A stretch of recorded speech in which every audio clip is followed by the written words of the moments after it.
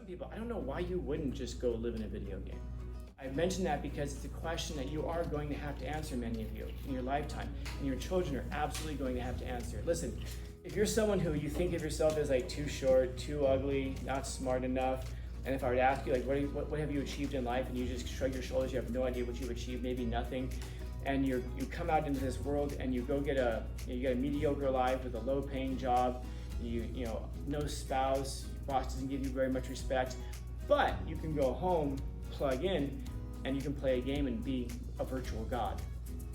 Oh, which of those two lives are you going to choose? That's part of the problem, that you can actually come back from those adventures, meaning that there's no real danger involved. You kind of realize that if I die in this game, I'm going to regenerate, I'm going to respawn. If you fall off of your jungle gym, where's the danger in that? There isn't really any. And so what that therefore means, by the way, is that you're being robbed of the opportunity for the heroic. That's why that's one of the reasons that we have sports, because sports is a substitute. It allows us to put ourselves out there, to challenge ourselves, and to put ourselves to the test, and yet survive and come back from it and learn a lesson. So, for no other reason, we should play sports, just to get that heroic, the heroic quality out of it. I'm sorry, that heroic experience out of it.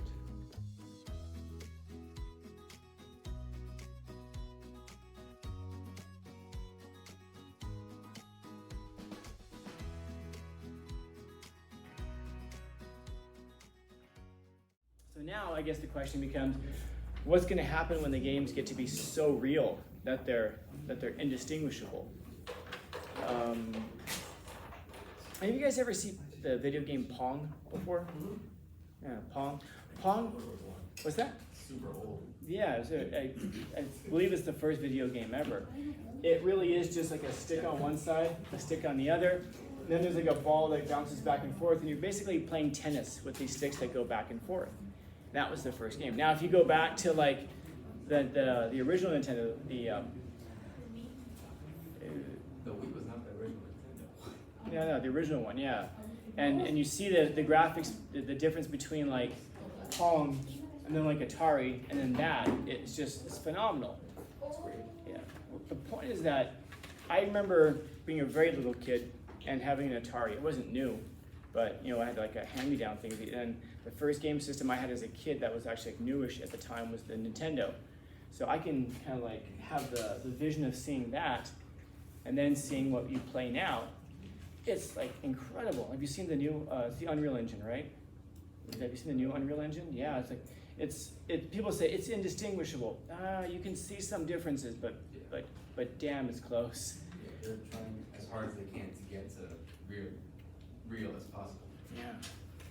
So now the real and by the way, this is a real question, because this is a question that I believe you guys are going to have to address in your lifetime.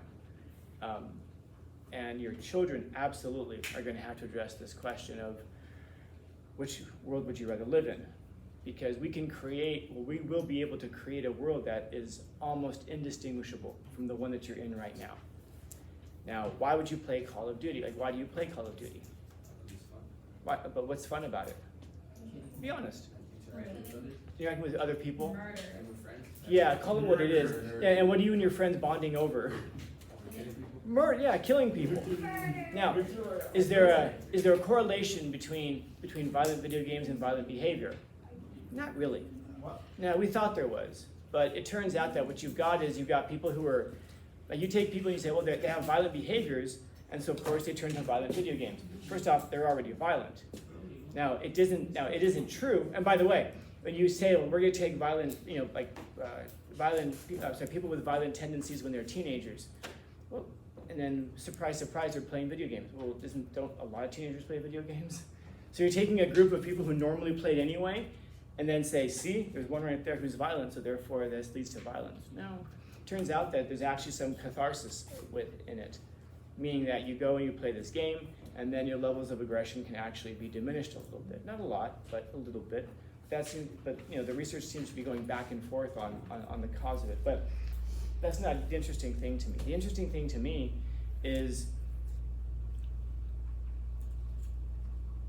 I'll just be honest, why not? the interesting thing to me is for some people, I don't know why you wouldn't just go live in a video game. You know, and I mean that like in with all sincerity. And I mention that because it's a question that you are going to have to answer, many of you, in your lifetime, and your children are absolutely going to have to answer. Listen, if you're someone who you think of yourself as like too short, too ugly, not smart enough, and if I were to ask you like what have you achieved in life, and you just shrug your shoulders, you have no idea what you've achieved, maybe nothing, and you come out into this world and you go get a mediocre life with a low-paying job, you know, no spouse, your boss doesn't give you very much respect, but you can go home, plug in, and you can play a game and be a virtual god. Well, which of those two lives are you going to choose? And especially if it's almost indistinguishable, actually if it is indistinguishable from real life. And this is one of the things that we find. We find that people who are very withdrawn socially really pour themselves into these online games, massive online games.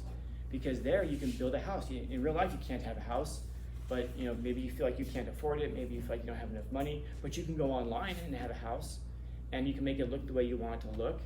And then you can go out into the community and you can find people who actually know who you are. You know, they're playing someplace else and they'll recognize your character name and you're actually known. You get to name yourself, you get to decide what you look like, you get to decide where you live, and you get to go on adventures, and those are adventures that you can actually come back from.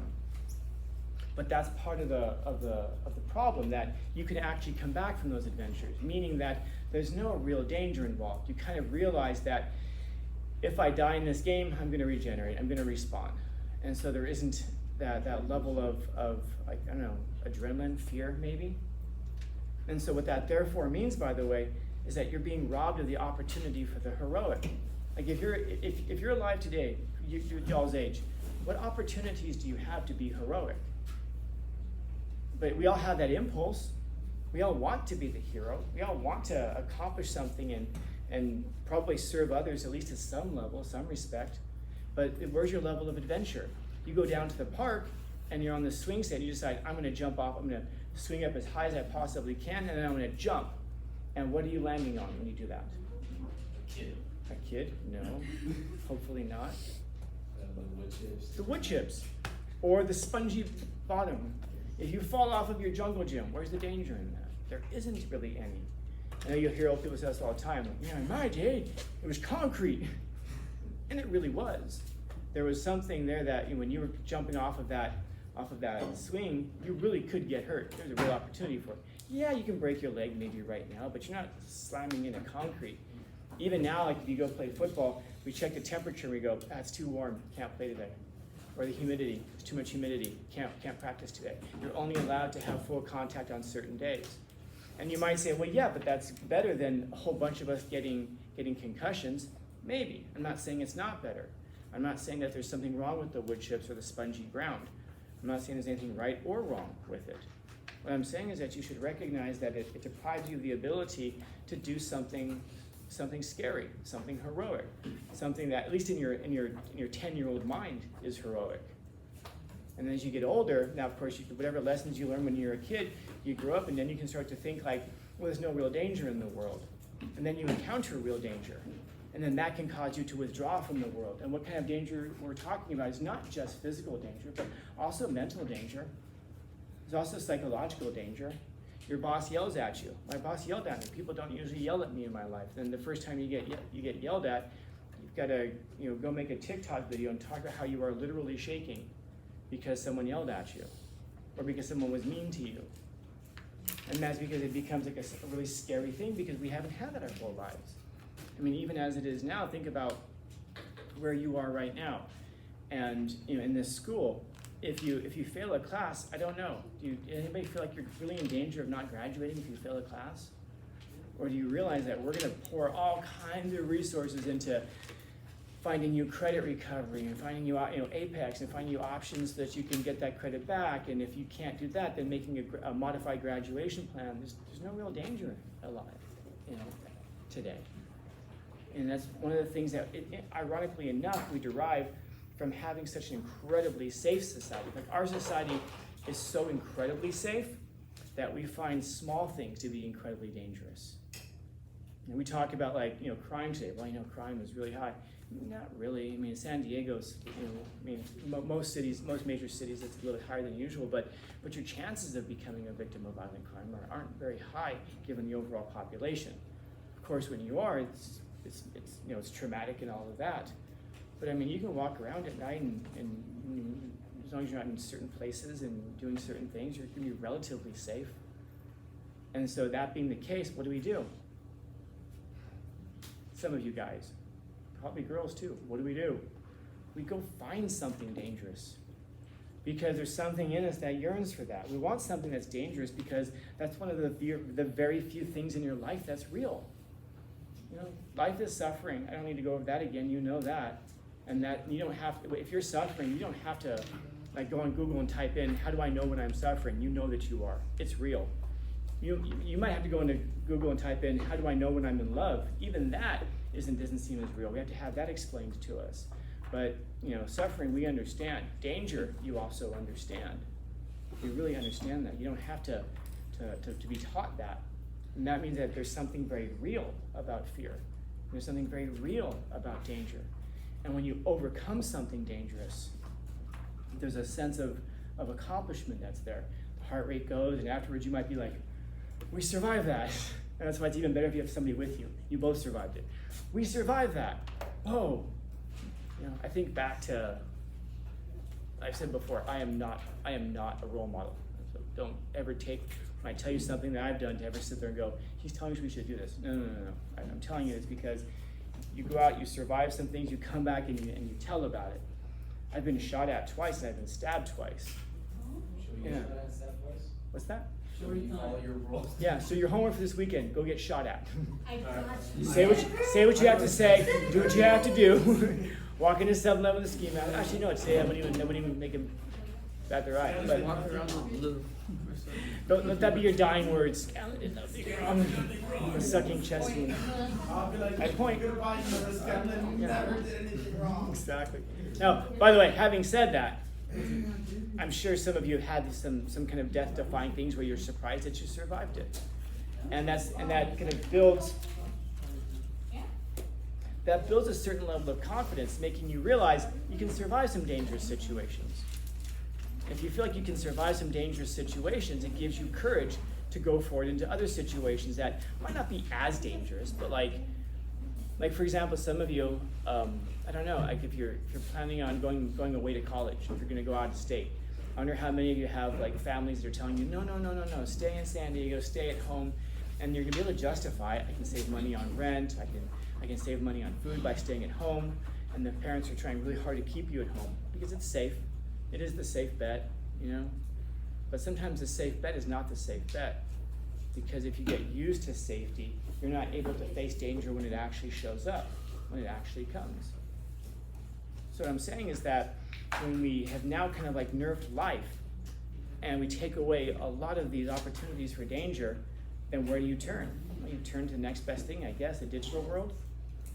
You turn to virtual reality. You will have the opportunity to turn to that to the point that it actually feels and looks real. And what do you derive from that? Well, you derive the opportunity to feel something real, even if it's through an artificial means, like a computer game. And by the way, I love video games. I play them myself. They're nice to unwind. They're good distractions, as long as you're completely aware, by the way, of what you're distracting yourself from. Don't let your modes of entertainment become the things that erode your critical faculties. Don't let your modes of entertainment be the things that stop you from experiencing and encountering the rest of life. Yeah. Did you play Pong when it came out? I wasn't old enough. I wasn't born yet. I'm not that old. 40? Oh, never mind. I'm not that old. I've just lived that way. I'm 43. I'm proud of every goddamn year. Because a lot of them I shouldn't have had. I should have been over at 21, but I'll tell you that story sometime when I died. You know the story. So you can tell I've had her before. So my point is that if we don't have opportunities to encounter the heroic, we don't have opportunities to encounter danger, if we don't have the opportunities to face down fear, one of two things is going to happen. We're either going to accept that, and then we're going to shrink back from it, but we're also going to intuitively know that we could have been so much more than what we are. Or we're going to find artificial means of facing it. Have you ever wondered why it is that we play football? We slap and we run into each other really damn hard. But isn't that better than picking up swords and killing each other? Doesn't a football match, football game, look like a medieval battle? Both sides going at each other and colliding and smashing, and all of a sudden you see like a couple people emerge. That's one of the reasons that we have sports, because sports is a substitute. It allows us to put ourselves out there, to challenge ourselves, and to put ourselves to the test, and yet survive it and come back from it and learn a lesson. And so, for no other reason, we should play sports, just to get that heroic heroic quality out of it. That heroic experience out of it. So, questions, comments, concerns, complaints, criticisms, critiques? Happy Tuesday.